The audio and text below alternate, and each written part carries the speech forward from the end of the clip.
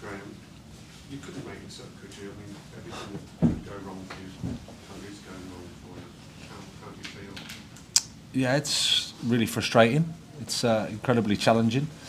It's a tough moment. I feel for the supporters. We're disappointed to lose tonight. I thought relatively even game in the first half.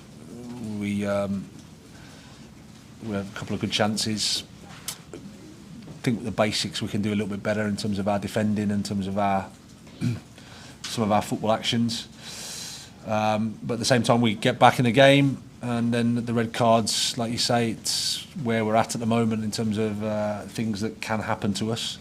Obviously, losing Dennis beforehand as well. So we just adjusted with Georgie, and then Joao, who was obviously having a fantastic impact on the game. You can see his quality. To lose him and then to lose him for 3 matches is just it's really disappointing. Any more? Andy? What's more frustrating for you as a coach to see? I've read your quotes about the tackle. You said it was a forwards tackle. It was rash.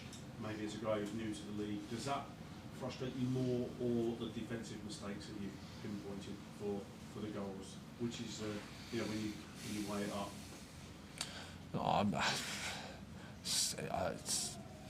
All of them will be learning moments. I mean, like I said, Joao is a young player. He's a top player. You can see his quality. You can see what he brought to the game.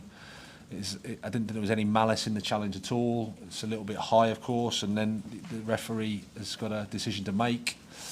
He'll learn from it, and like I said, probably rather than anything fantastic from the opponent, it was more our basic actions that can do better, and that's what we have to improve.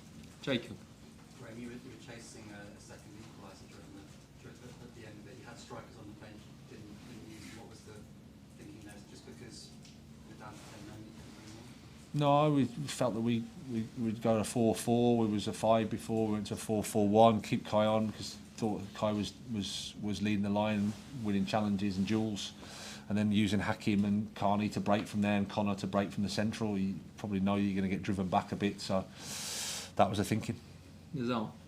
How hard is it to break the negative cycle? Because it almost feels like the red card was a sort of case of beating yourself. It's like an emotional act that sort of cost you. Is there like an emotional negativity that's sort of feeding into the team around these moments?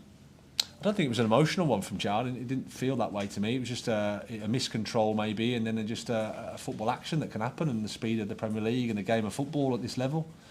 Like I said, there was no malice. He didn't want to go and hurt anybody. He didn't lose his head. It was just what it was.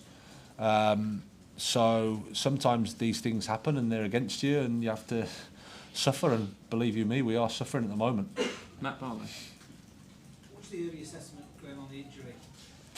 The top of his, the only assessment is it's at the top of his quad. So he just felt it when he cleared the ball, I think it was. But in terms of the extent of it, too early to say. Jerry. Sorry, I was going to ask that to Same question. Graham, do you feel the goalkeeper went walkabout for the winning goal? Well, I never like to speak about individuals when we lose. I think the goal itself is a frustrating one from our perspective. I didn't think they were putting us under too much pressure, even though they had an extra man. So it felt like a bit of a soft goal to concede, and that's something we have to do better with. Tom, last one.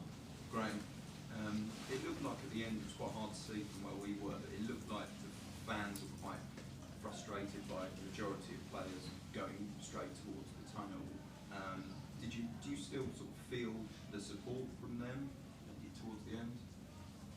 Yeah, but I can also understand that they're frustrated because we've lost. So that's normal. I made sure I went over and clapped them because you appreciate the support. It's not easy. We're suffering. They're suffering.